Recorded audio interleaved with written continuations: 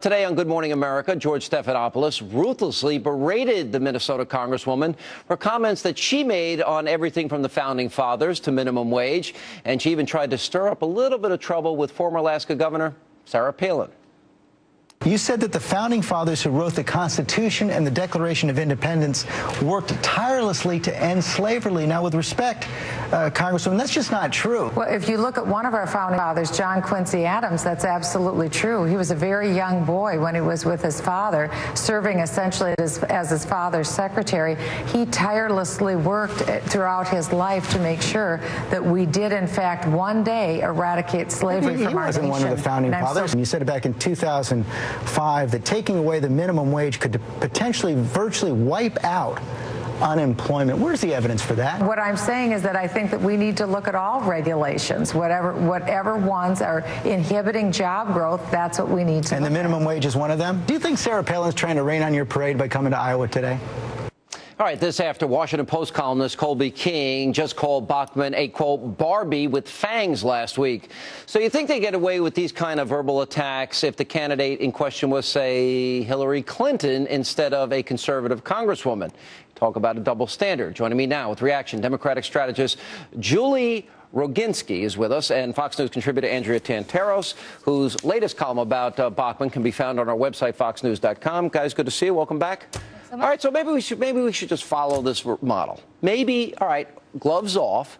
The way conservative women is now the standard, and I will treat liberal women, elected officials, the same way that conservative women are treated. The gloves are off now. It would never fly. It would never Why not? fly. First of all, they would create such a stink about it that now National Organization for Women would be putting out press releases. You'd have every liberal columnist, every fair and balanced journalist like Stephanopoulos would be defending these women. It just does not happen. I've said this before on your show, and I will say it again. The last acceptable form, Sean, of prejudice is misogyny against conservative females. She's getting Palinized. But I think it's unfair to say that Hillary Clinton was not excoriated by the media back in 2008. Not in these personal terms. Well, not excoriated? Excoriated. In 2008, there was so much, like the shrillery, for example. I can't remember that being said over and over again. Remember the tape of her screaming at the top of the Well, her you know, lungs? Sean, you know what? If a man were to say it, you'd be you wouldn't call them shrill. You'd say they were speaking their mind. So Hillary Clinton had I never called her shrill. A lot of sexism, but you're alluding to the fact that she was speaking. The Hillary Clinton campaign loved me because I actually asked tougher questions about Obama than anyone else in the media. You know what? And I think Barack Obama got a free ride compared to Hillary Clinton. Free ride. Compared to Hillary Clinton back in 2008. What does that say about journalism in America? I think that Andrea is absolutely right. I think women are held to a completely different standard in journalism. But I don't think it's a conservative woman thing. I think Hillary Clinton is not a conservative woman, and I think she got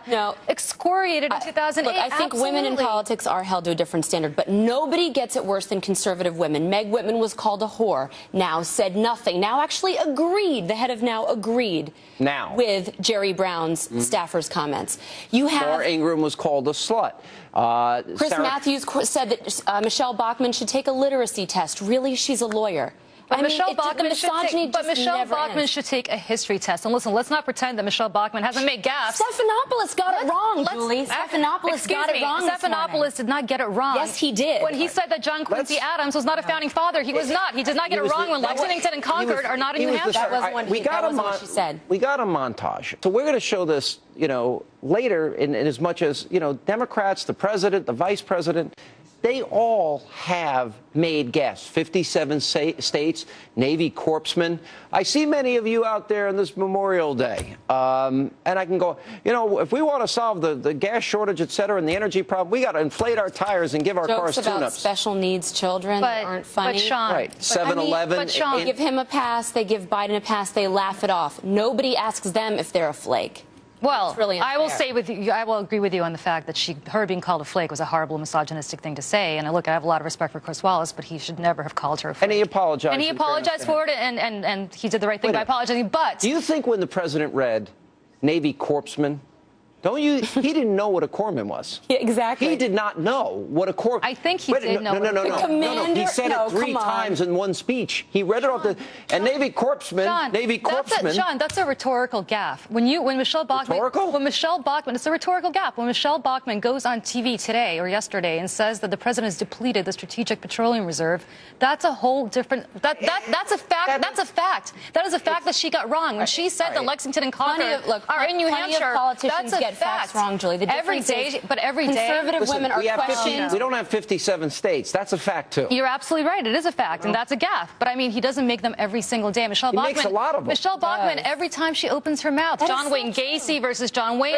John Wayne was born. John Wayne. Not in Waterloo, Iowa. He wasn't. John Wayne was born in Iowa. Not in Waterloo, he wasn't. But I mean, this is now you're nitpicking. You're trying to just. Sean, I'm not nitpicking, but if you're running for the highest office of the land, at least David Letterman actually had a great point yesterday. Get your facts straight on. Don't. If they would have spent as much time on Bill Ayers, I mean, he never would have been elected president. Democrats say lies all the time about the budget, about serious issues, and they're just ignored constantly. Well, the point is, though, the way that they treat conservative women, they question their parenting skills. Hillary Clinton wasn't questioned about her decision. Their dress. Posing on the cover of Runner's World, they sexualized Sarah Palin. I mean, she sexualized herself. They questioned whether her special needs son was her own. And this is not just fringe leftist bloggers. This is mainstream media. You're talking about how they dress. How many conversations we had about Hillary's hairstyle and Hillary's pantsuits? I mean, this happens all the time. You can't say this only happens to conservative women. Yeah, but the women thing is, in general this level of vitriol. And look, I've been a pretty staunch critic of Hillary Clinton. Believe me, I would take Hillary Clinton over Barack Obama any day as president. And me starting the Stop Hillary Express was a big mistake in my life because I had no idea how bad he is in terms of being president. Now, with that said, he's going to be defeated because his record is one of failure. But I'd like to see this. I'd like to see more liberal women. You're a liberal woman. I am. I'd like to. Why won't more of you speak out and say, this has got to stop?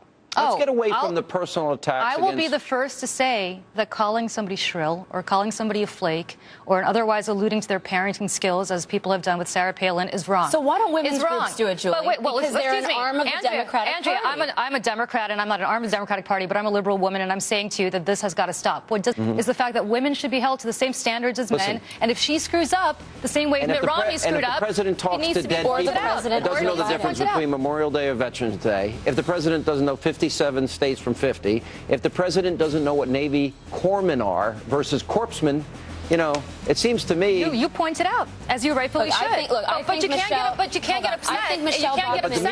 But the media doesn't do it. Sean, you are the media. You point it out every day. Michelle Bachmann handled it perfectly. She did. She didn't get in a fight with the media. She just goes about her way. If she makes a mistake, she apologizes and she moves on. We're going to show these next, but I think they're afraid of Michelle Bachmann.